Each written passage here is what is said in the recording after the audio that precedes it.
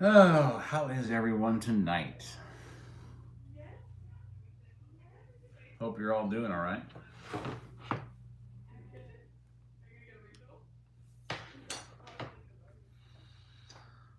All right.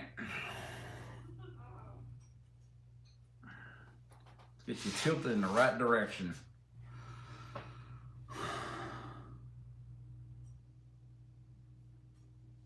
Get myself in the chat.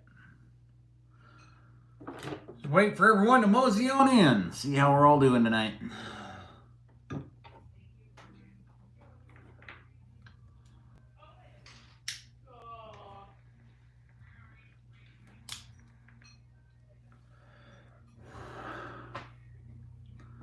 Where's my crew at? Waiting for my crew to get here. Where you at, crew?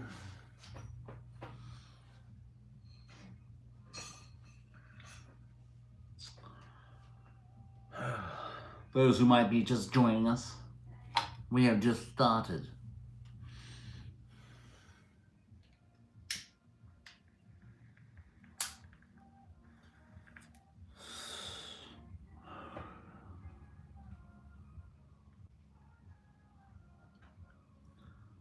Yep, just waiting. Just waiting on somebody to show. Is everybody doing okay? Is everybody out there having a good night? I know it's a Monday. Nobody likes the Mondays. It reminds me of that movie Office Space, right? When people are like, oh, it looks like somebody's having a case of the Mondays. And you got, who was it? I forget the actor's name now. He's got like the mustache, the beard, the long hair. He's like, the other character, gosh, I forget the character name, the actor's name, but he goes, has anybody ever said to you, it looks like you have a case of the Monday? It was Office Space. You know what movie I'm talking about. That was an awesome movie. And he goes, has anybody ever told you it looks like you're having a case of the Mondays? And he goes, well, no. I believe you get your ass kicked for saying something like that. I thought it was just too funny.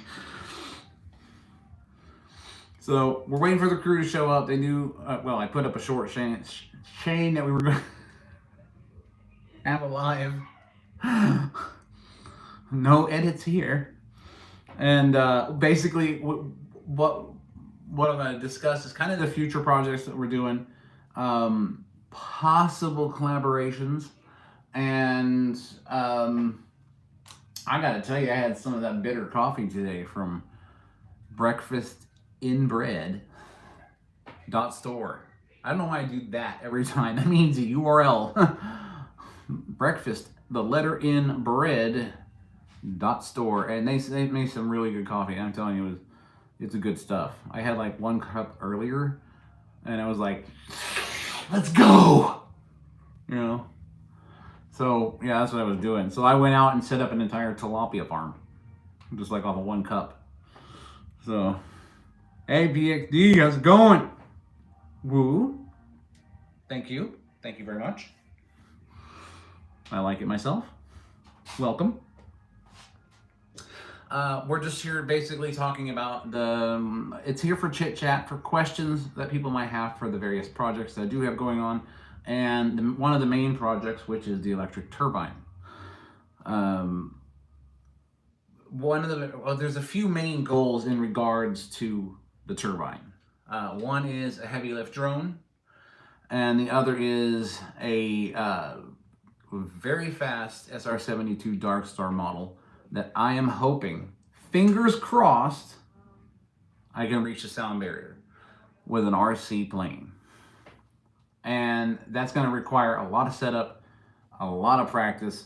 I'm going to have to fly with goggles from the cockpit, basically, because I'm going to have to go so far out in order to gain enough speed to try and hit Mach 1. All with a 3D printed engine, possibly even with CNC parts from someone who may end up helping me in the future. I'll be happy to mention them. but I don't know if they want me to yet because we're still talking. So, all right, Leo, welcome. Kid, I don't know how to. I hope I'm saying that. Kid VR, how are you doing? I hope that's how it was meant to be said. Welcome, welcome, welcome. So, PXD, where's the rest of the crew? We got some stuff to discuss.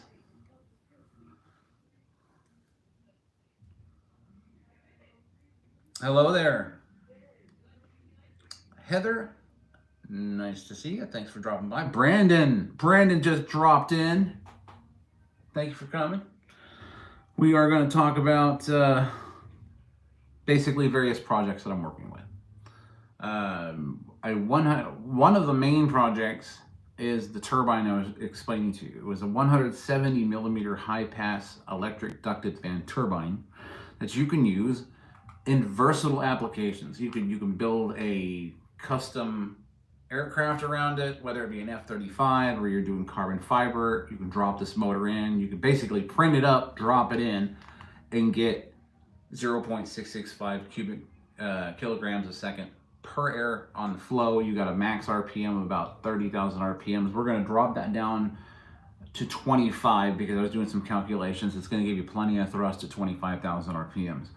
So one, possibly two of those engines, you drop them in, you can make a drone out of them. You can do whatever you want with them. That's the whole idea behind this project. Make one versatile engine or turbine, however you want to call it, and make it reliable, replaceable parts, easily replaceable parts by either using an FDM printer or using the manufacturer of your choice that allows you to send in the STL files for production, whether it be CNC or 3D printing, or if you even have those capabilities yourself, you'll be able to do the same thing. But the idea is getting the powertrain, getting the powertrain set up, the drive motor, and everything else to a suitable, reliable state, which is what we've been working on for a little while now. And it's been going well. I've blown up one fan, so we know PLA is not going to handle the 25,000 RPMs. I've had experiences with trying to get the planetary gear system that I had designed originally from another company. It didn't work out too well because they did laser centering, and what ended up happening was there was too much offset in the printing process. This needed to be CNC'd, precision CNC'd. And I think the next time I do send it off to anyone who's going to do any of the CNC work for this, that I'm going to send the entire mount with the actual inserts with the gear stacks so that they can sort of get an idea of the dimensions and how everything goes together in order for me to basically get it CNC'd rather than printed. Printing can in any situation can cause offsets that are you wouldn't necessarily be able to compensate for because you don't necessarily know what machine is being used at the facility that you may have chosen to produce the item. So, but we know with CNC, as long as you have your tolerances set for CNC inside Fusion or SolidWorks or whatever it is you use, that once that's CNC'd out, that's going to be, as long as the CNC is precise and it's in good working condition, and depending on the type of CNC it is, you know you're going to get a good fit. You know you're going to get a good fit that way. Most of the stuff that I have designed has been designed with the idea of the offsets that you encounter in FDM printing, and with different FDM printing materials, anything from PLA through PETG to nylon 6, pretty much everything else. I use a Bamboo Lab printer for most of the stuff that I've done. Pretty much all the stuff that I've done was through Bamboo Lab printers. The X1 Carbon is a great printer. It's not going to give me the precision of CNC, but at least it can get the concept off the ground. And then once we get to the point where I go, okay, well, I'm going to CNC this object, then I find someone reliable to CNC it and go from there. But I also want to be able to offer it in a 3D printed version so that you can all print this. If you decide, well, I've got a printer that can handle 350C, I'm going to go ahead and use Peak because it's really strong and I can rely on it. And I'm not going to be putting as much torque on it. Or you can downsize the fan or take blades off, because one of the designs for the high pass fan that I'm using, I've designed as a full piece, which basically takes up the entire print volume on the X1 Carbon. And I have designed another one that is hubbed, where you can slide in the blades individually. So you can make the hub larger, you can make the blades larger, and everything will fit together, slide together, lock together, so on and so forth. That, for me, is the one that I would love to have CNC, is when I go from the 170 millimeters that I'm at to 3 times that size. So, because eventually that's where I'm going to have to go in order for my some of my main projects. But as it stands now, we'll be working with a 170 millimeter 22 blade high pass fan, and it'll be run by a 7070 110 kilovolt motor on a 48 volt ESC, running 2 to 12S and roughly 150 amp peak. And that's just so I have the overhead. It won't pull that many amps. It may pull that many amps. It really just depends on the airflow forces you have on the fan blade itself. So whatever torque that it can have. I mean, this thing's supposed to have 60 horsepower. So if it's got that, I think it'll push through a 4-to-1 gear ratio on a 22 blade high pass fan. So this is gonna be a lot of fun. But tonight, I'm just dropping by to show you a few things, and I dug my piano out. You're like, no, don't play anything. No, I might not. How's it going, Rosella? How you been? Angel, glad you're all here.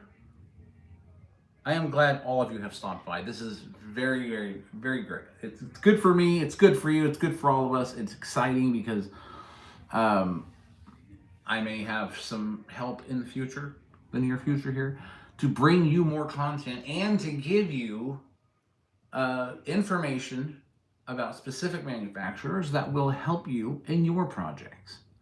And that's what we're kind of talking about right now. Going back and forth. Playing email tag at the moment, but we're getting there. So, looks like very soon you'll be seeing a lot of new parts coming in. And I'm excited to show the quality of them and see how they adapt to the 170 millimeter stubby fan high pass turbine.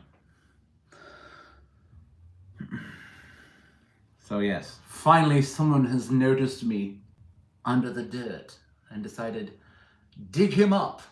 He has potential. So, that being said, you heard coffee? Yeah, you heard coffee. You heard coffee because I got the coffee and I had some of the coffee and I haven't been able to come down off it since. I mean, that's just some good stuff, man. Bitter coffee for bitter people. Loving it.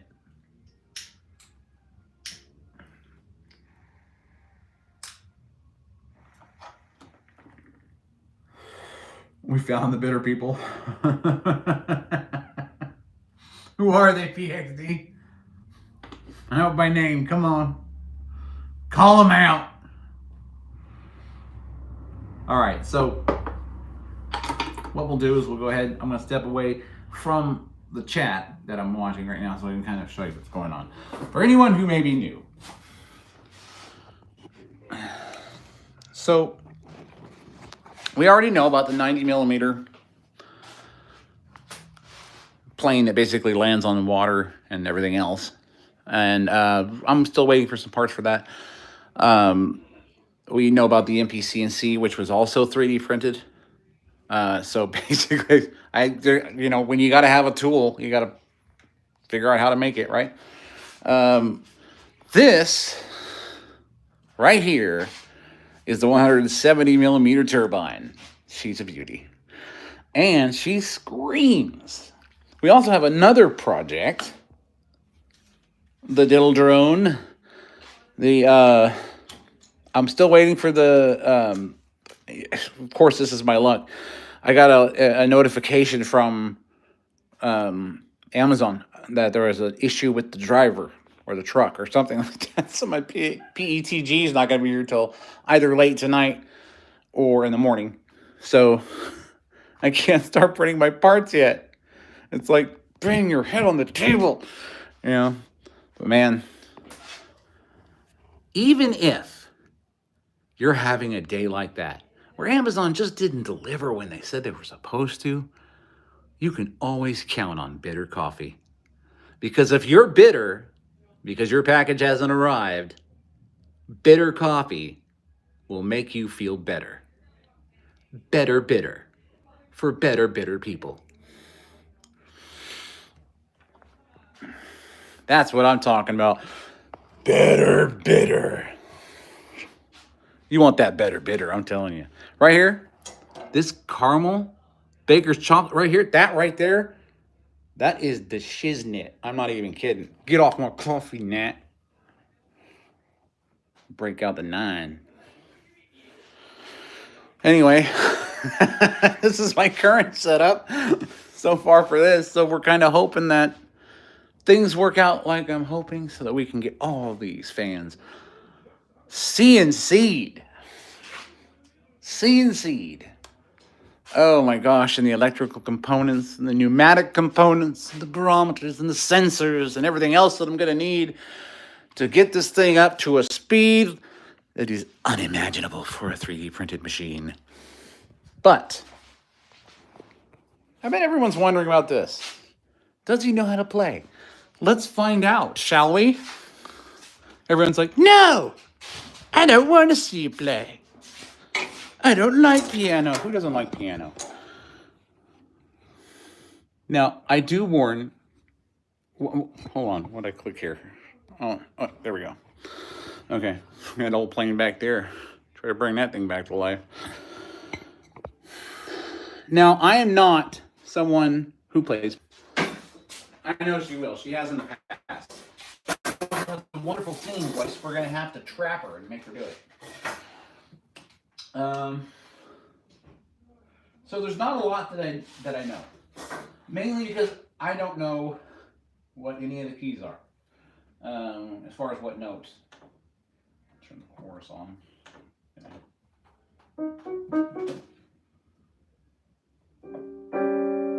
Okay.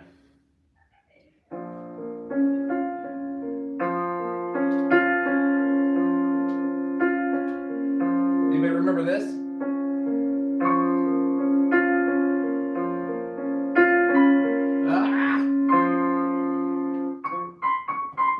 Anyway, let's try that again. Hold on.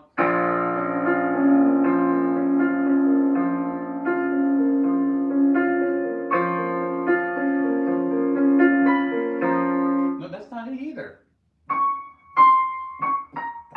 Ah, yes.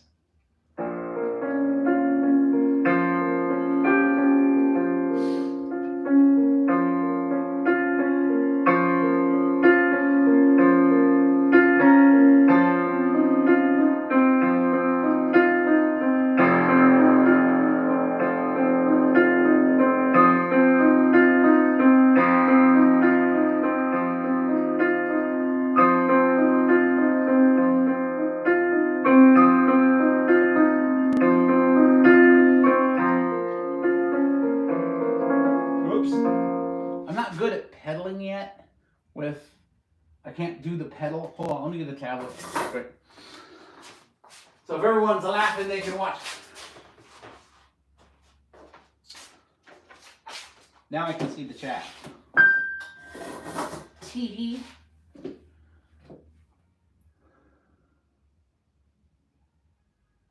trying to blend it. Yeah, you did good, man. I'm telling you, DJ, that's some good coffee. I like that. I'm telling you right now, I love that coffee. What you need? I'm not gonna tell you what you need. I'm not like I know what I'm talking about when it comes to making coffee. Um, do you have an espresso? Do you have like an espresso blend that I can use in a Keurig so I can make it even stronger? I want it seeping from my pores. All right. Okay. We're not going to use the pedal because I can't pedal.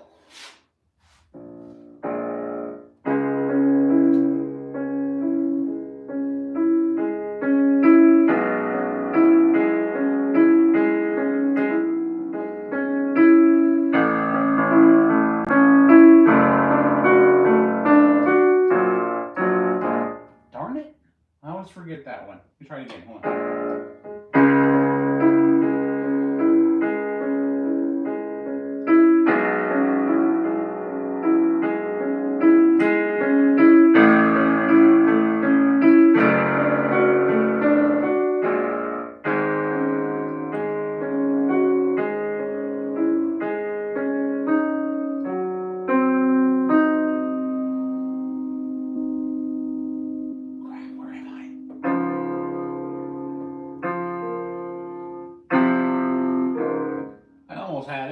I almost had it. But who recognizes this?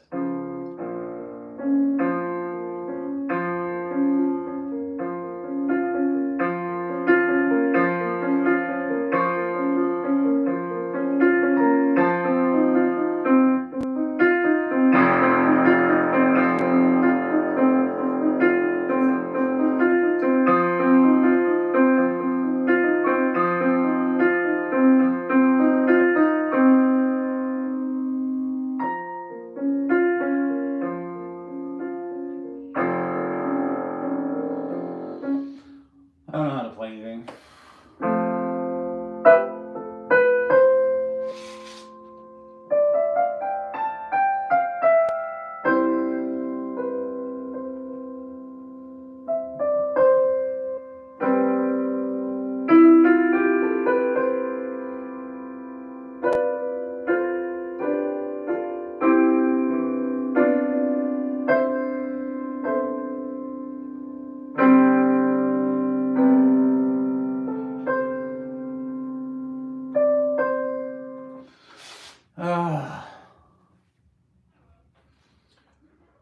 Yeah, I don't know how to play anything. My wife tried to teach me. She was like, you got to start off with the...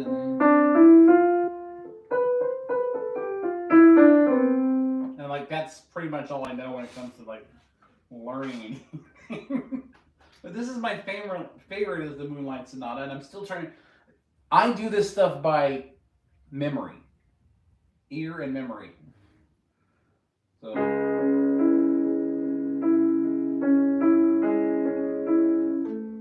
No. Start over.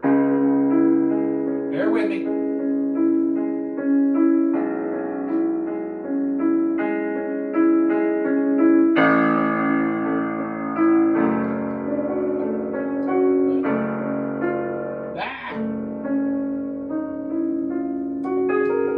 There's probably people out there who know how to play this way better than I do. Is it? Which game?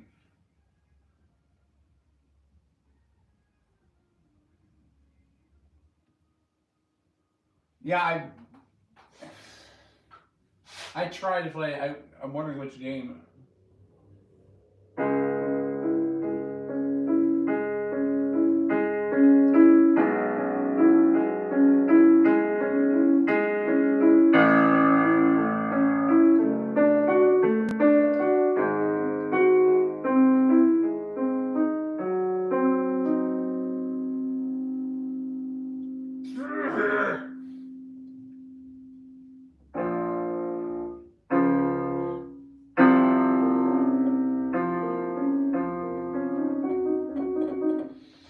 It's like I knew it earlier.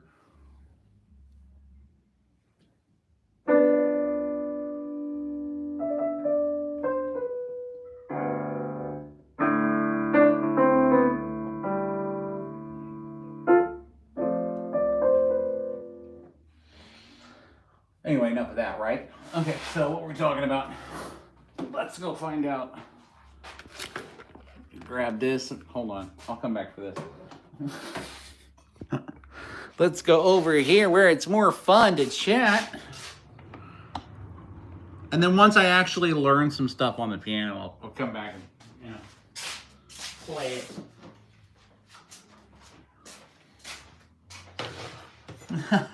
You need the chair.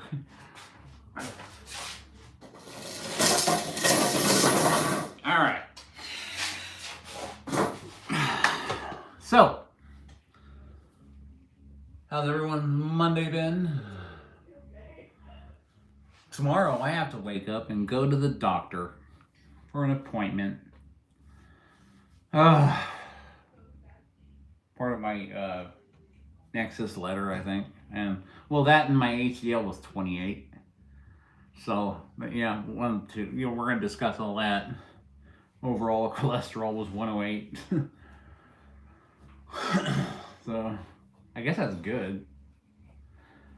It's good for someone my age and who happens to be aging again tomorrow.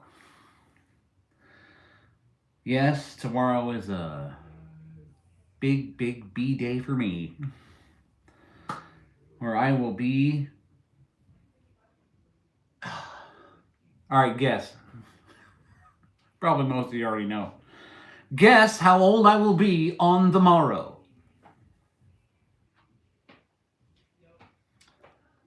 Chat goes silent.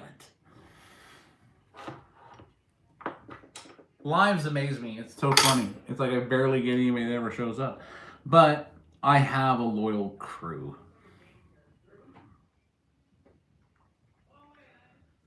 All right, everyone. 50? Man, I wish I could flip you off right now. You're close. You're close. Close. I'll be 900. No. Any other guesses? Yeah, I never left 20s. I'm telling you, I don't think I left my teens. That's what gets me in most the trouble I'm in. I'm not in any trouble right now, but I have to be caught first. But the point is, no, 40. I appreciate the 42 and the 45, but no. 47, no. Close. You're all close. You're all close. No. No. 37. Okay, I sneeze wrong and I break a rib. Okay, let's just put it that way. 49. CJ is the winner of today's guessing game. For no apparent reason, he doesn't get any prizes, other than the fact that I am going to definitely buy more bitter coffee.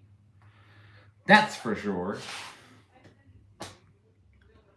Bitter coffee knows all. It's like he had nanobots or something in there, and they're like, we know how we have. They're transmitting it all back to you. Yeah. That's what happened. He's got like nanites in his coffee, and they went through my body, and they're all, this fucker's old. Tell CJ. Send him stuff with less cholesterol.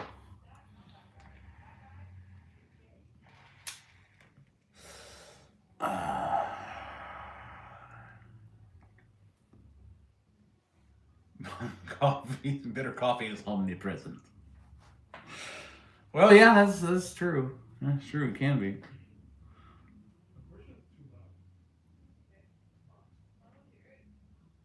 Farther back. What? Oh. Now you have to roll over, trying to let one go, and you're like, hey, I'm telling you, you gotta be careful, man. You gotta be careful. Come on, man. You gotta be backseat after a bar, for crying out loud, man. At our age, you gotta be careful when you're gauging farts. You're gonna go, is there something coming in after this? Is this like the black powder behind the charge, or is it just the air in front of it? You know, you gotta be real careful. Because, you know, especially if you only got 2 sets of sheets. And you're in bed, you're like, I'm relaxed. Do I have to fart? I don't know. This is a risk. This is where you need a special coin that you flip, where you go, okay, I'm going for it. 80% weed, 20% safe. Oh yeah. 40% coffee and 40%. Yeah, it's probably it. Yeah, sounds about right. And a little bit of motor oil. CJ. So that's you, PXD. You're the one. Yeah. It's gonna be a fun day tomorrow. I don't know if anybody's what's planned or anything like that. Okay, I don't need a lot of stuff. You know, I've got tons of stuff to play with. I mean, I'm not growing up. That's all there is to it. Okay. Bottom line, I don't care how old I get. I don't care if I am out here, you know, on a walker at the age of 91. I'm gonna be like, hey everybody, how you doing? Today we're still working on semi. You know, no, I hope it didn't take that long, but oh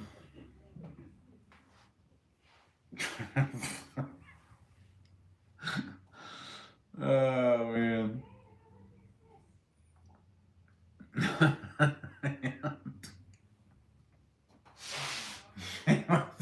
let's try to steer away from bodily fluids at this point now, and talk about something else. Oh man, I already have to figure out what the hell's going on tomorrow. So it's just, I mean, it's not a bad thing that they. I mean, has anybody had an HDL that was 28? That's low for an HDL, and it wasn't. And it was because I told him in the beginning. I was like, "Look, I don't need any statins or anything like that. Your cholesterol is 114." I'm like, "That's not even high." You know, I'm like, "You're gonna give me a statin for that?" I'm like, he's a doctor. I figure he knows what he's doing. I'll take it. Probably my first mistake, but that's okay. You know. Now my cholesterol's so low, my body's like, we don't know how to function anymore. Organs are like, I think this is it, guys. Pack it in. But you know, I mean, it was good. Triglycerides were in the normal range, and HDL was 28, and then like, you know, they're like, your hemoglobin's high. I'm like, dude, I didn't even fast when I came in here. I had like breakfast, and then lunch I had a couple Doritos and some chimichangas, and I had a rock star, and then I decided to go ahead and do the blood work.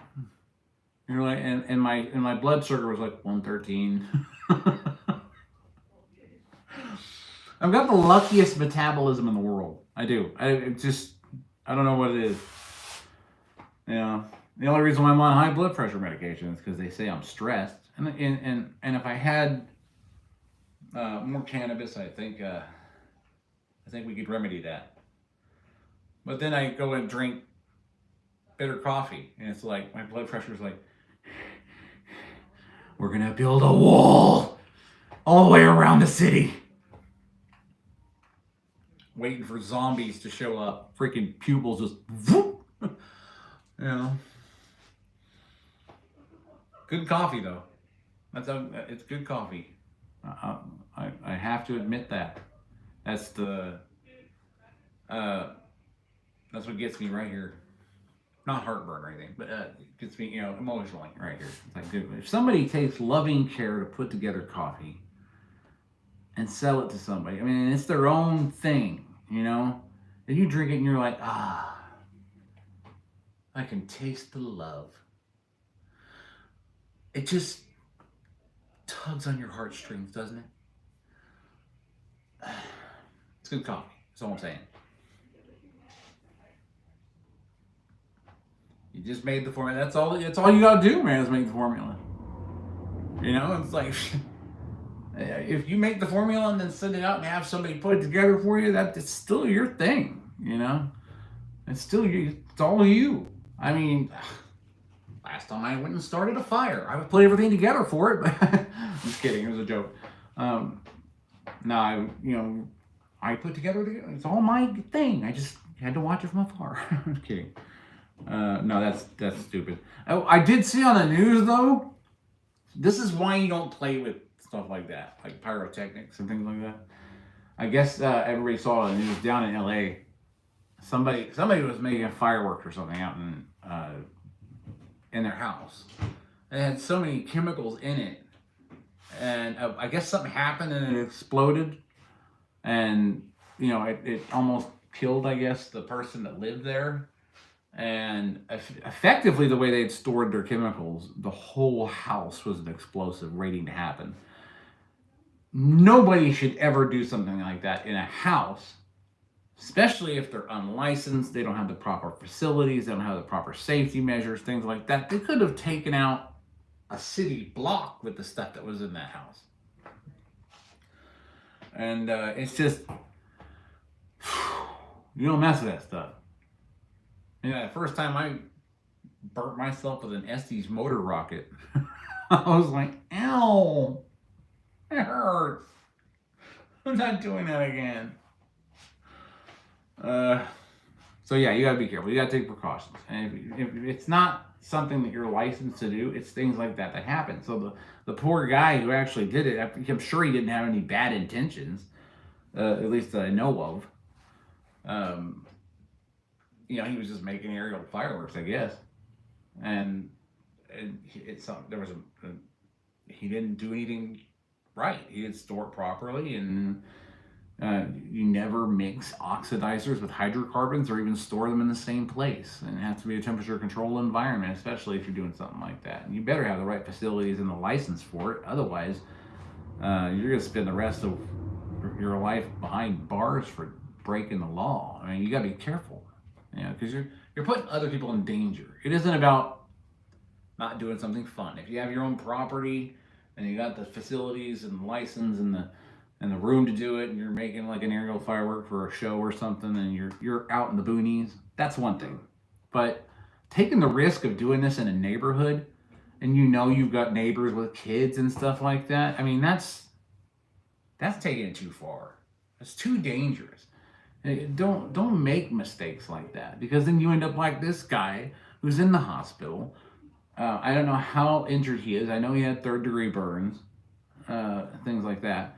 But it could have been much worse for the entire neighborhood. And this is why there are standards and rules and practices that have to be followed when you're dealing with stuff like that. So, I always try to practice safety with my stuff, but sometimes I cut a corner with a turbine and I'm holding it down with my hand instead of strapping it, because I've got another turbine on the rack, and then it explodes in front of me. And that's the thing about the thing. I had too many RPMs. It was a PLA blade, and the blades just blew up. They just off the turbine, and I was lucky I didn't get seriously injured. It was because I rushed it, and it's because I cut corners on safety when it came to that, and I could have paid a really big price for that. So you have to be careful. You have to be really careful.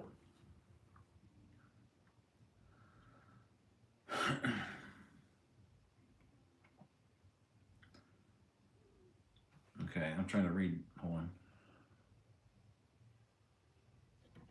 Website for one-time purchase, I guess. Yeah, you could do samples.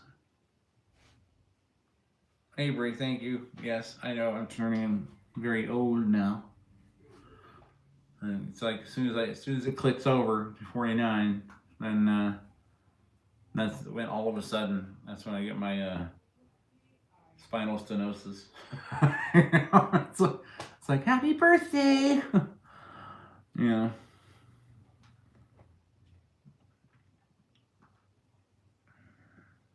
Yeah, I can see how you just break even in the samples. But if it gets people interested, it's worth it, right?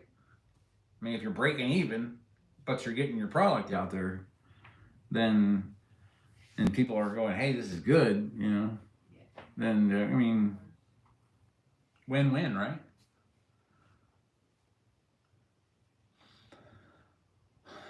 You found a 58 square mile property we could build a city on. Have you ever seen the movie Transcendence?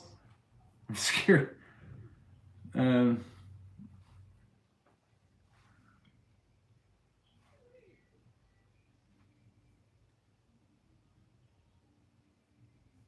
One-time purchase per IP address. Yeah, I hear you.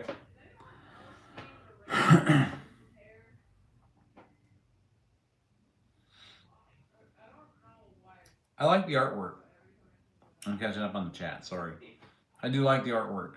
It stands out. It reminds me of. It honestly reminds me of those hometown coffee shops where you can go in and get a donut and get a good coffee and just sit down and relax where like it used to be where it wasn't all Starbucks drive through go home, nobody leaves their house anymore, that kind of thing. It was when things were normal, like back in the 90s, 80s and 90s when I grew up, going to a Dunkin' Donuts, sit down, have some coffee, and have a donut, talk with people in the neighborhood you knew, that kind of thing. We don't do that anymore. I guess socialization has become a thing of the past, in a sense, unless it's all technology driven, because that's what they do, scare everyone in the country with a new pandemic, and then they'll all use our technology to communicate and buy their things. Because I've been going, and the one thing I was wondering was like locally for me, there's really only I think one major store that sells physical 3D printer filament, possibly even 3D printers, but they don't. There's not a lot of people. If you've noticed, there's not a lot of people around that sell where's the 3D printer store? Has anybody ever seen one? I haven't seen one where I'm at. That's what I think I should do. Is just like open up the store and then have I want to be able to walk into the store and go, I want that filament, that filament, that filament. It's already there. I don't have to worry about where it came from. I don't have to worry about waiting for Amazon to order it. I just go get it myself and then drop by, a bitter coffee location, in town and have a good cup of coffee on the way home. When CJ starts building the franchise. I'm telling you, man. You could be the new Dunkin' Donuts around town. I'm telling you. Get a building. Get that logo up there. Offer what you offer, man. And then that coffee is the headliner right there. That's what you need right there. I'm telling you, with that coffee,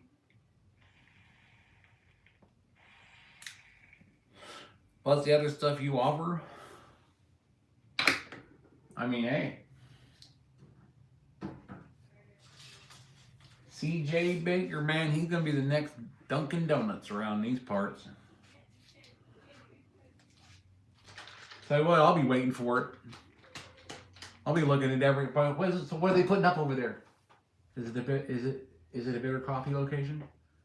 Then I don't want to be here. Oh, you're putting up another McDonald's? Oh, yeah, we need that for sure. Totally. What are your triglycerides? 9,000? Okay, yeah, we need one more location. I mean, come on. Bitter coffee, man.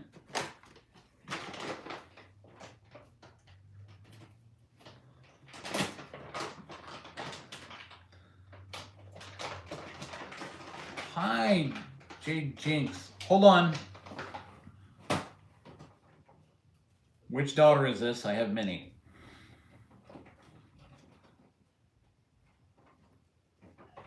At all corners of the planet.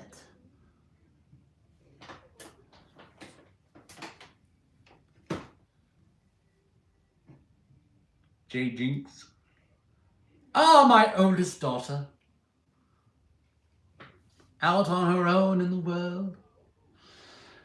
How have things gone?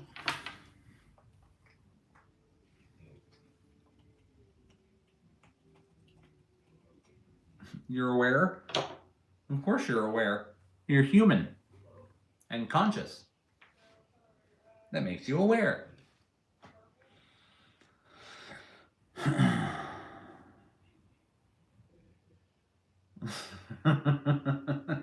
CJ.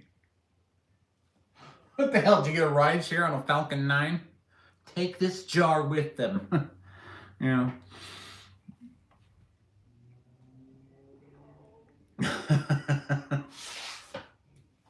Yeah. I don't mean like you were old. You're just like the oldest.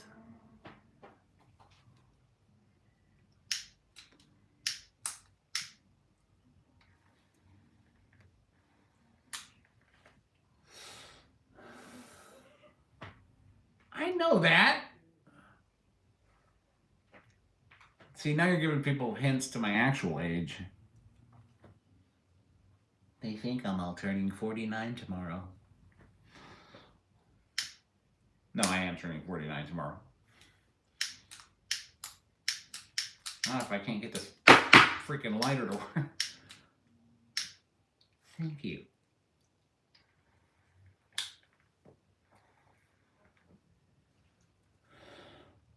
Oh, like 49 isn't close enough.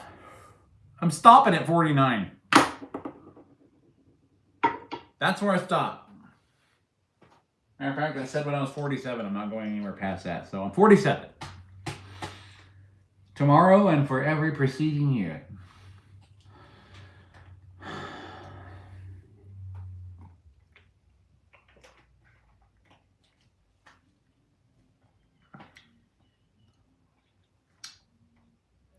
Tobacco, of course. In the pipe, it's always tobacco. Thank you, Surviving Adapter. I have many of those lying around. I like that name. That's good. I know you're not. It doesn't want. It's not what I'm thinking. But when I think of an adapter, I think of all the people who tell me you need to purge all your old stuff. See, I'm to the age where I have that box of wires, and then everybody comes to me and they're like, do you have a charging cable for that? I'm, oh, you mean in my box of wires you should have gotten rid of because I'm not going to ever use them? Maybe. But now it's going to cost you.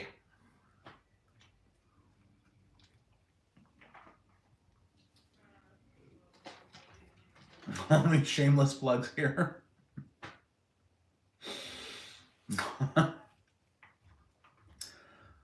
Good pun.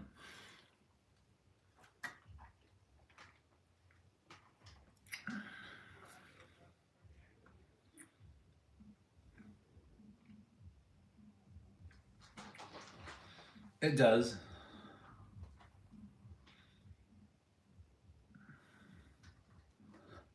Actually, the reason why I actually switched to a pipe is because I was like a 30-year smoker when it came to cigarettes. I was like tired of the pack a day feeling, and I didn't know how bad it smelled, until I was on the other side where I'm in my garage. That's when I smoke my pipe a little bit, and I don't really do it that often, once or twice a day, something like that.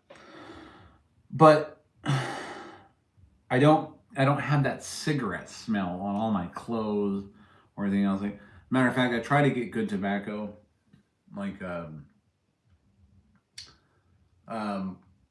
Captain Black, I think. It's gold or something. It's anything with a robust kind of aromatic tobacco. I love that stuff, and because like you can smell it, it makes your beard smell like a campfire, and you top that off with some bitter coffee, and it doesn't matter where you're at. You're in the woods, relaxing, having some bitter coffee, and enjoying the hickory smoked smell of your beard. So, yeah, so that's the whole point, right? I haven't tried Cherokee tobacco. I may have to try that.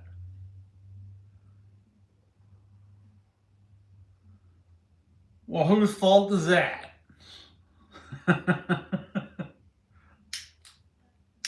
You're the one that went halfway across the country.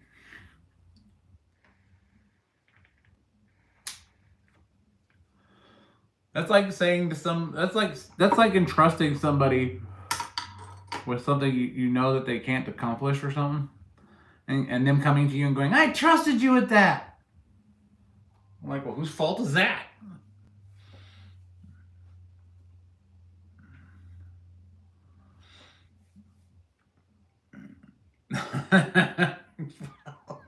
The wind didn't take you, so how'd you get there?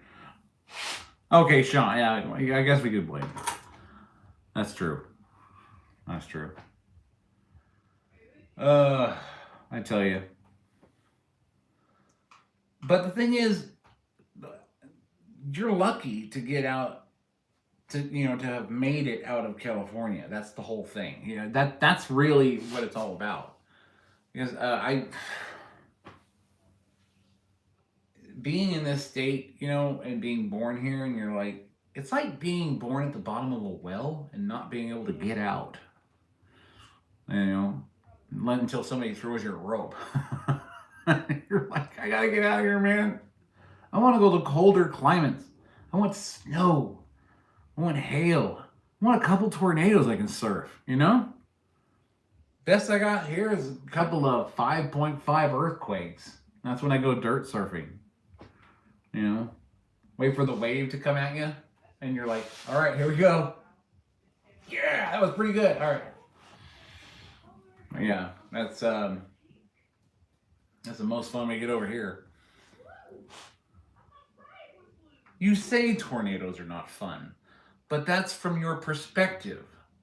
Me, and I'm sure PXD knows this, if there was a tornado, I'd be out there with freaking wings of some kind trying to right brother that freaking tornado. I'd be like, come on, let's go.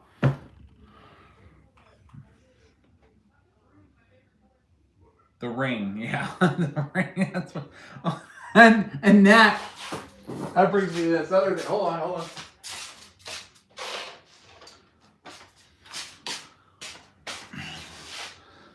I showed this in a short earlier when I was redoing this garage. And this house was built early 70s, I think. Probably around there. And this was in the attic. And here's the thing. Right above, you know how firewalls are when it comes to houses? This one goes all the way up to the roof, as it should. And then somebody came in and at one point drywalled the ceiling and everything else. And from what I understand, before they legalized cannabis in California, this was a grow house. Because they had to redo my electrical panel because whoever the previous tenants were, they were growing weed in the garage. And at the time, it wasn't legal to do so. And so they basically drywalled everything off. I don't know how long ago that was, but all I know is there was a hole, which I can only assume was for ventilation that they put in there. But you had all this really loose spray foam kind of stuff. Not spray foam, but it's insulation. It's really loose, powdery insulation. So there's stuff buried up there, like shoes from like the late 60s, early 70s. And a suitcase, like a luggage bag that's pretty heavy that I don't even want to move. It's just too heavy and it's bulged out. It's like, I'm like, I don't know what's up there, man. And then in one of my rooms, I had this like indentation. And I think, I don't want to get up in the attic and dig through the insulation and grab a femur, It's just, so when I see this, the only thing I can think of, since I don't think anybody has a VCR anymore, is I have to go online, and I looked online for VCRs. They're like, we want $300 for a VCR. Are you kidding me? I'm waiting for a garage sale, then I'll go find one. Because Amazon's selling VCRs again. I was like, there's no way I'm paying that much for a VCR, okay? I mean, I used to work at a place where I repaired them. They weren't even that expensive then. Okay, but I am going to find out what's on this tape, And I told you, I don't know what's on this. We're going to find out together live when I get the VCR and the old tube television. And we're gonna all see what's on this. I hope it's not something untoward because I'm gonna play it live. Or maybe I'll make it a premiere so I don't get in trouble for whatever we're doing. Because I have no idea. I have no idea. And there may be more up there. But no label, no nothing. Just in the tape itself, it's just pristine. Like, no damage whatsoever. And everything clicks. Everything's still, it's good. It'll work still. So I'm actually kind of, like, I'm going to play it and all of a sudden the phone, you know, it's going to ring and it's 7 days. You know, it's like, great. And I'm going to be watching TV and a friggin' girl's going to come crawling out of a well, then out of my TV, which would really annoy me because then that would get water everywhere. If you're going to grudge on me out of my TV, I mean, at least bring a freaking towel. I don't care if you're in the afterlife and you're, you know, some cursed demon that's going to kill me for watching a videotape. I don't want wet floors. You know? Well, we're definitely going to find out what's on that thing.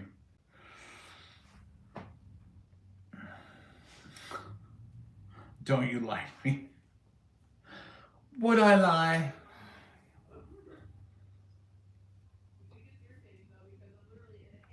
Yeah, fighter.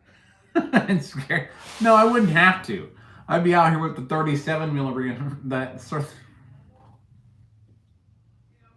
You imagine if something starts crawling out of the TV, I'm breaking out the 37 millimeter. I mean, grudge or not, your eyes covered, bitch is getting flashbang. Okay, right back into the well. That's all that's gonna happen.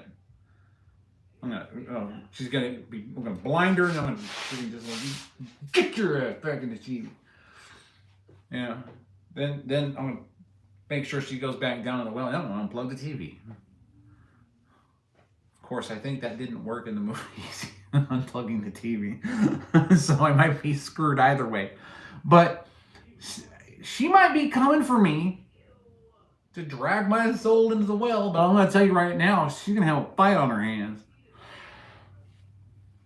I'll tell you right now, it's like, I'm working on the Stubby fan. Get away from me, you freaking long-haired, grudging, you know. I'll find the silver handle on the back of that well and flush your ass.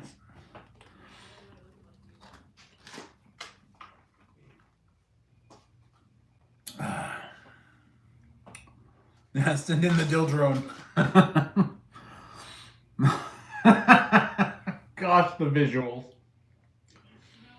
Just go vertical for like 100 feet, come back down, and just ram the dill drone into that well hole.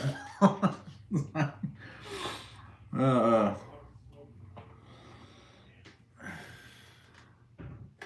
think we're losing our minds here. Oh, my tea here. All that plastic I put in there. I'm just kidding.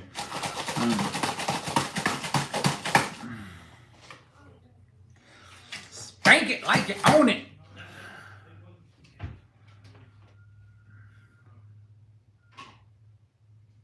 I do drink coffee. The tea is to wind down because I'm drinking your coffee.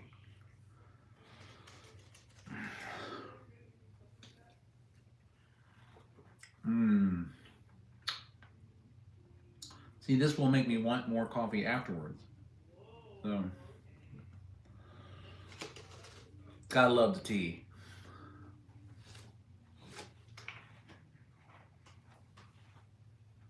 So,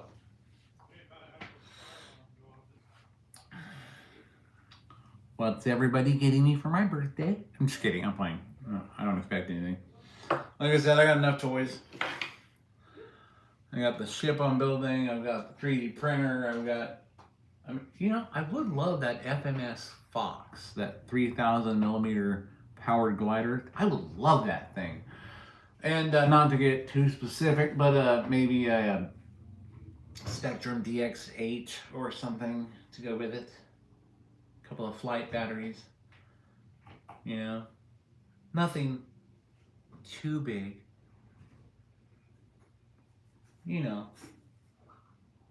just a little thing. Yeah, you're off the hook, CJ. Don't worry. Hopes and prayers. Hey, I'll take them. Hopes and prayers. That's where it's at.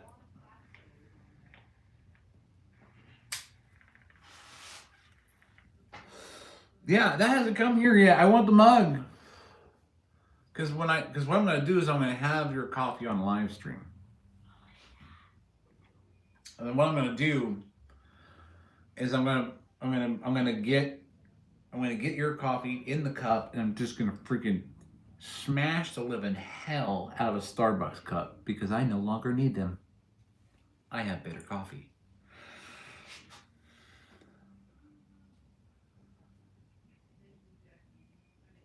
You haven't heard this. See, I did the same thing when I made the Stubby Fan mug. I was like, I made it, and then I was like selling it. I didn't even have one yet. I like the colors though, man. That's what I was gonna tell you. It feels like just some down home coffee. You know, that you're having with like we used to, like I said, a coffee place or something like that. Not Starbucks. That's too franchisey and all freaking weird. And you walk in there and you expect people to be whiny and stuff like that. And it's like they want a tip for making your coffee. They want a tip for a $7 coffee. It's like, what the hell, man? It's not like you're waiting tables and bringing it to me and stuff like that. That's where you get tips from. You want me to tip you just because, I mean, they turned the thing around there and like, would you like to choose one of these? I'm like, I don't want to choose one of those. I just paid for the coffee. You want me to tip you for taking the order? Bring it out to me on a silver platter. Give me something to put my feet up on this chair you're making me sit in. And then I'll tip you. That's what you tip people for. Customer service. Not just because they're doing their job. That's what they're already getting paid for. You know, I understand waitresses bringing food to people at the table, having to deal with the public all the time, and those kind of tips. I get that. I'm not even going to mention dancers. The point is, if you're just taking my order and paying for the coffee, and right before you finish my transaction, it's like, would you like to leave a tip? For what? Am I going to get like a fortune cookie with some advice with the coffee? As what's going on here? What's the tip for? You having to stand up and press a couple buttons? I mean, you're already getting paid for your job. Leave the tips for the people who earn the tips, the people who do the customer service, the people who come to your table, bring you your food, sit on your lap, that kind of thing. Those are the people you pay tip to, okay? So, yeah, I mean, that's how I see it, you know? Maybe I'm old school. You know, it's like, just because you exist doesn't mean I have to give you a tip. You know? Yeah, that's what you tell them, get different. You know, in Australia, they didn't have tips. You didn't tip anybody in Australia. Because I was at a bar there, grabbed a drink, and I left some money on the table, and they go, oh, we don't tip here. I'm like, wait, what? What? What do you mean you don't tip here? Well, they knew I was from the U.S., and they're like, yeah, we don't tip in Australia. I'm like, oh. And then I thought to myself, how does that work with some of the other industries? And she's like, well, it's kind of like renting a car. But anyway, the point is, well, hey, don't say wow, Dad, me. You're the one that came into the freaking stream, okay? You had to know what you were expecting here. You're an adult. You'll be fine. uh, you mother. Okay.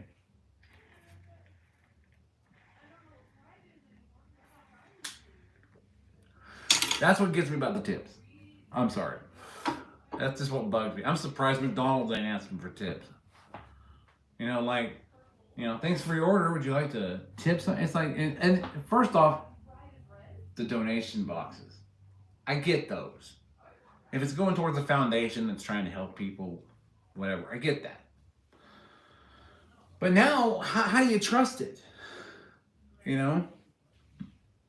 Because you don't know where all that money's going. You don't know where the tax money's going. We don't even know where half of our tax money went. It's like, the national debt's $32 trillion. To who? Who do we owe that money to? It's literally ourselves that we owe the money to. Every one of you with a social security number. You're born, they apply debt to you and you're born. And then they bank off of that debt. And then people like China can buy that debt and then come after other people for it and try to collect money on that debt. It's just weird how they got everything set up. It's like we're cattle.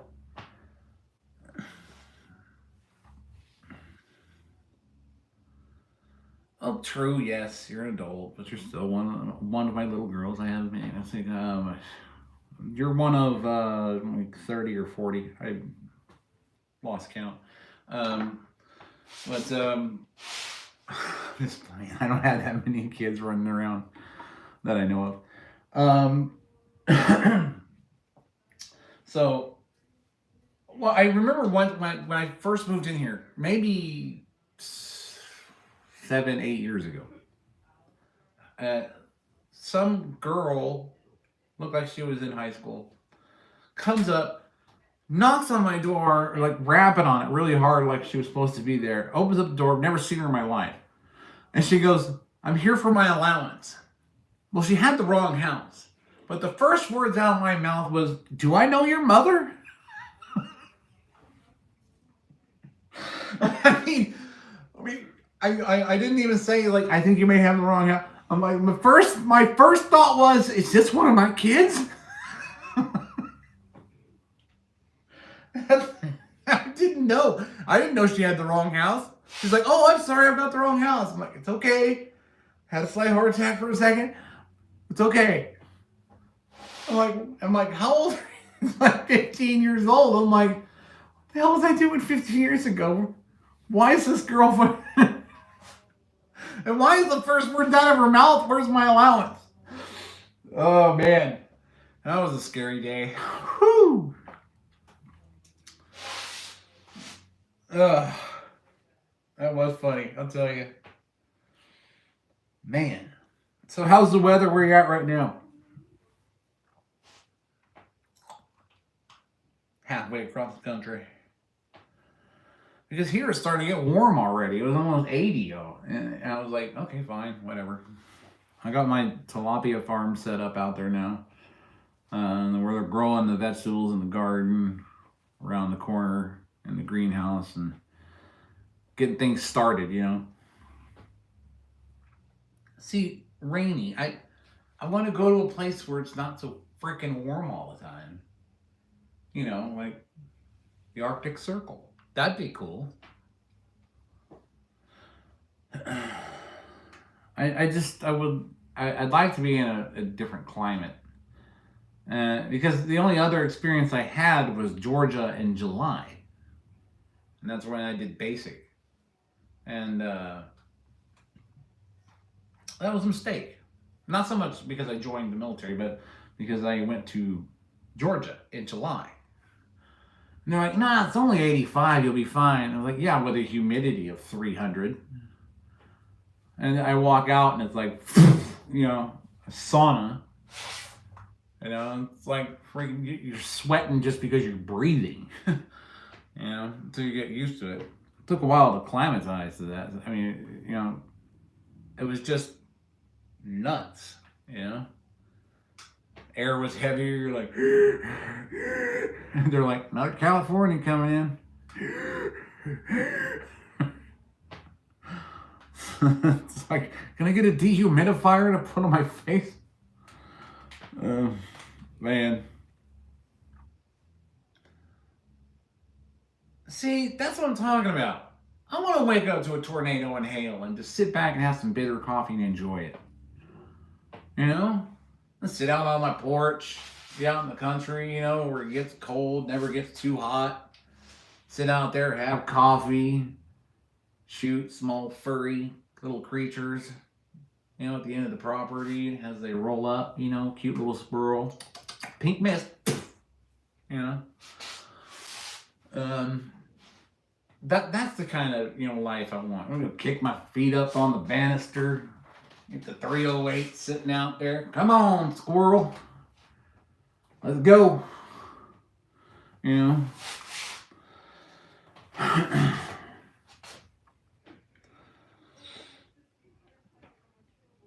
See, cold is good. I like cold.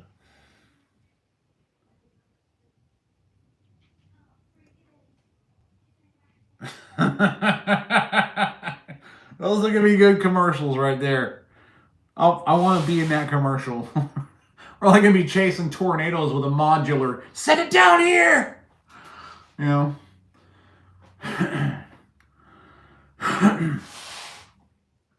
Do not go to Carolina. Oh boy, elaborate. I gotta hear that one. Why am I not going to Carolina?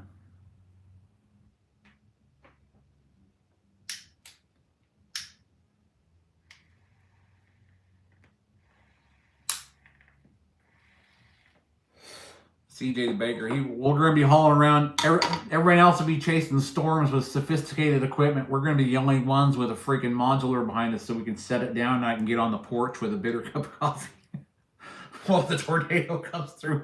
Everyone will be staring at us going like, what the hell is wrong with these people? We're trying to study tornadoes to save lives. I'm like, I don't care. I have bitter coffee. That tornado can go up itself.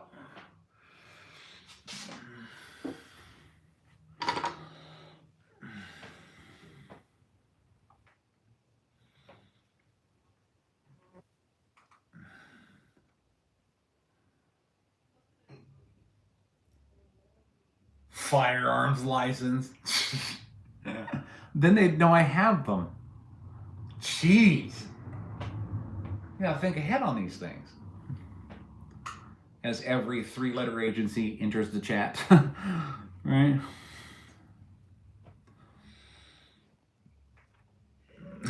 Get off my lawn.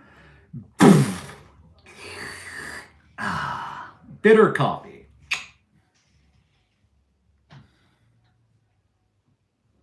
Yep, lost him in a boating accident. Good Lord. You know how many times I've heard that one? And I can actually prove it because I sank a boat in the Delta and almost drowned. But it was fun. You know, you got to take those experiences as life experiences. I had one friend who just got out of the Navy, and he was like convinced he was a sailor because of it, and decided we're going to go out in the wind anyway on the Delta in a fishing boat. And the waves started picking up and coming up over the bow. And I was like, I think we should go back. He's like, we'll be fine. So I'm like, nope, we're going back. So I turn around at a point in the Delta where I can start going back. But now I'm heading into the waves. Only way back. And I'm like up and over one wave, and then the bow goes straight into another one, and the crest is coming over the top. So we're getting a lot of water in the boat. And I'm like, I only could think of one solution. I grabbed a rope and tied it around one of the cleats, and then I jumped off of the boat and swam over to the shore and pulled the boat in the middle of all that to save these dumbasses that were on the boat thinking, we're sailors. I'm like, you were about to be anchors. This is what was going to happen. We had to tie the boat off to a tree and then call the damn Coast Guard. And they come out and get us and take us back to, the safety of shore. And it's like, when I came back to get the boat, it had been all torn up on the underneath and was half sunk. I had to bilge it out and then pull it out of the water. And then the water was calm enough where I could run the bilge long enough where I could get the boat back to the dock and get it on the trailer. But yeah, that's No, when people get out of the Navy, they should go straight to preschool and forget about trying to sail on their own, because some of them come out thinking they know how to sail because they were on like a missile cruiser. That's not sailing. Okay? You're working on a missile. Somebody else is running that ship, not you.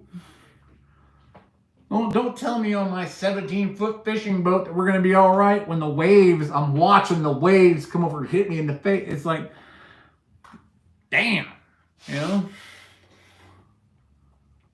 But I was the only one. I was the only one that was like, you know what? I'm going to go save our lives now. And I jumped off the boat with the rope.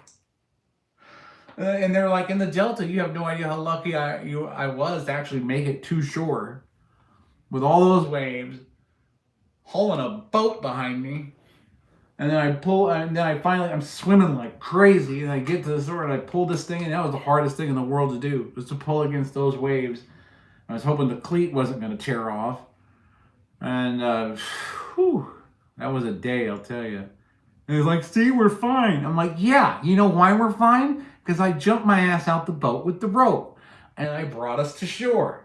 Because we couldn't navigate in it. There was no way to get back to dock, to the pier. Because, I mean, the boat was getting damn near vertical, and then it's going straight down to the next wave, and it was just boom, boom. And he's like, no, we're fine. I'm like, and he's like standing up on the front, like Captain Morgan, one leg up and everything. He's like, we'll be all right. Oh, man. Those were the days. It happened a while. I think it was after. Actually, I don't remember where you were. I don't know if you were at Grandma's, or if you were already out of the state at that point.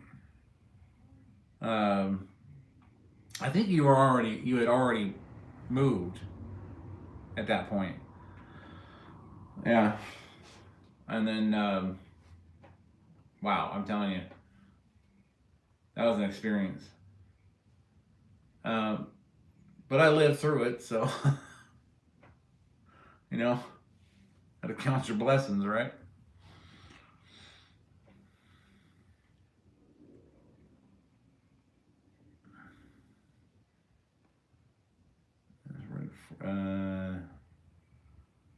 Climb up a cliff with them. I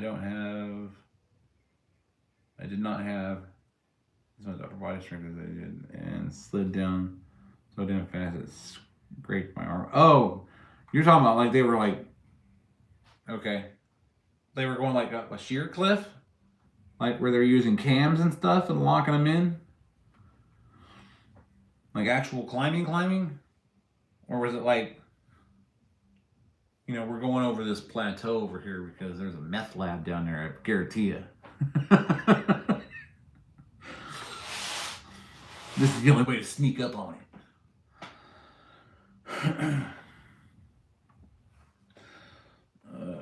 Man. No, I remember we had to do that. Basically we did the,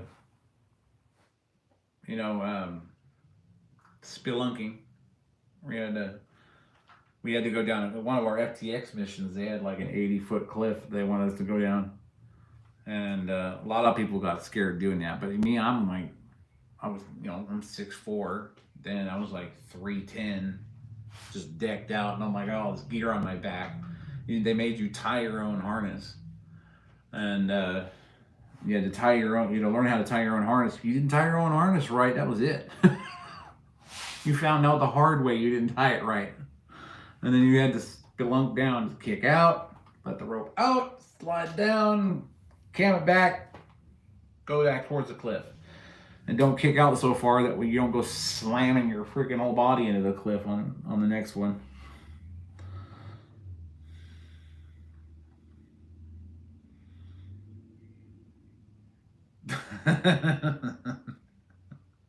Flames crackle, smoke billows, and people are screaming, running back. Oh man, where are we going with this one? Well, see, that's the thing. You know, the ADHD comes into play too. You know, the whole thing could be on fire. And I'd be up and just on the front of the boat. It's like, they're like, you gotta get off the boat, the fire's sinking. Like, I'm not done with my coffee and the fire isn't quite here yet. I'll be fine.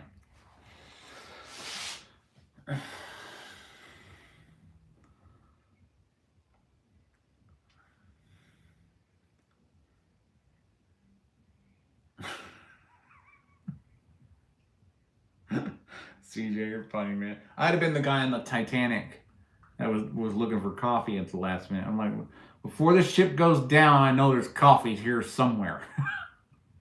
I'm like checking all these big ornate freaking coffee makers that they had back then. You know, I'm like, come on, coffee.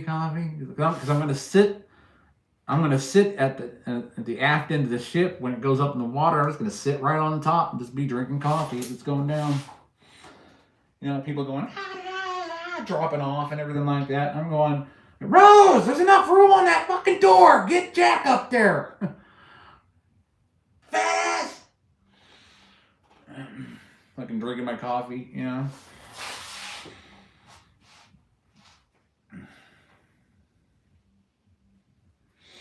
You know, ruin the whole movie. That's what I'd be doing. Drinking my bitter coffee and hopefully finding a white. I'd have a jet lighter, more than likely, while I'm on board. There we go.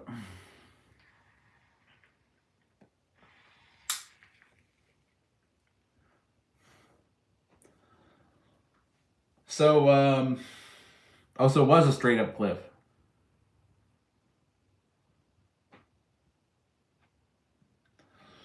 Okay, I figured that's what it was. Love when those climbers, the climbers that see people climbing on YouTube, like the professionals and stuff like that, know what they're doing. And they go out and they go look up the gear and they go buy it and they go out to a cliff and they think they can do it. Yeah, those are the funny videos.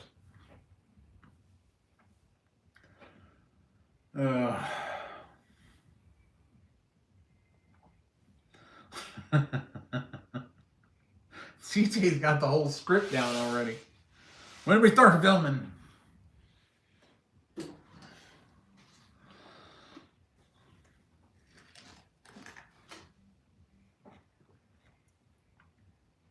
Oh my goodness. Dang, it's 9:45, people. I didn't know that. Almost time for an old boy's bedtime. Actually, no. You see, even as a parent at my age, because I still have teenagers, I don't get to go to sleep till well after midnight. So, and in most cases, sometimes I'll be working even later if I'm working on a project or something like that. I think I slept a few years ago for a minute.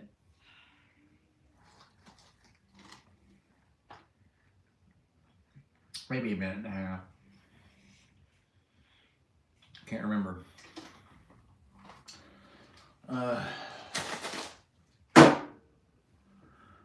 Whew. Coffee for bed.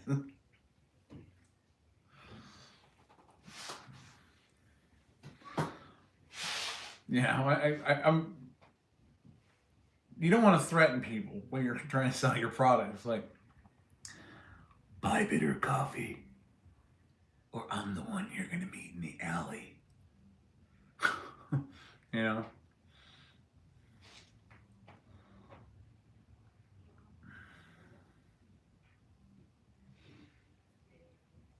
Oh, sleep is overrated anyway, right? I mean, sleep's overrated. What are you gonna do? Just lay down? It's not stupid. Yeah. Who needs rest? We need more drones. We need more stubby fans. We need more aircraft. I'm gonna outdo that Jersey drone though. When I get the Shrike XL done and I put those light modules that I plan on putting all around it, everyone's going to think they found a UFO. I'm telling you, it's probably going to make the news when that thing goes up there. Because this thing's probably going to be a good 5.5 feet long. And probably close to the same width with the way I designed it. So, I mean, that thing going up with all these little light, you see the light that I had that had the different heights on the PETG sort of crystals that I made. And then some NeoPixel. It's going to be all over it, you know. Then I'm going to put one really bright spotlight on the bottom. Then I'm going to fly over it. I'm going to freaking find a cow in a field and just light the cow up. And some farmer is going to go, you know. That's going to be funny. Because I guarantee that's going to be on the news. Because I'm flying it at night and I'm going to go over a city. And people are going to be like, look, what is that? What is... And you already know what's going to happen. You already know. Put loudspeakers on it. Bitter coffee for bitter people. I think the good is the bitter coffee blimp. Do you need me in there for a second? I have been summoned. Please. Stare at my tea bottle. I shall return.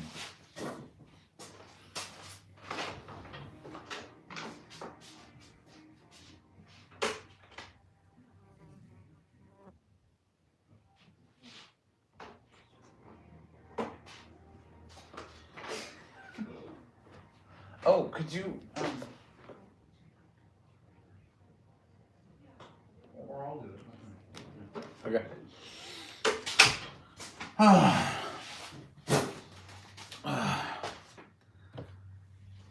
Had to help out in the house. But yeah. A few years ago for a minute. It's pretty much how it goes. So, did you sleep well last night? Sleep? As in unconsciousness? Not on purpose.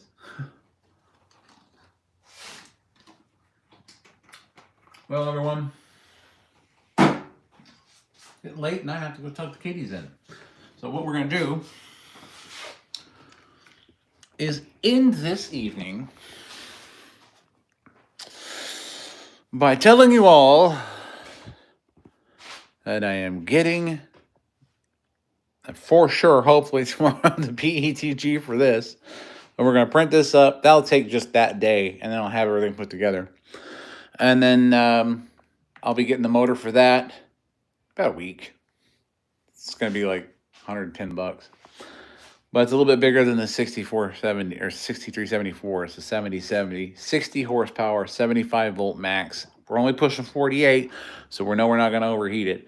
And I'm not looking for the max RPMs on the motor through the gearbox for the 4-to-1. So we're going to make that 30,000 RPM range.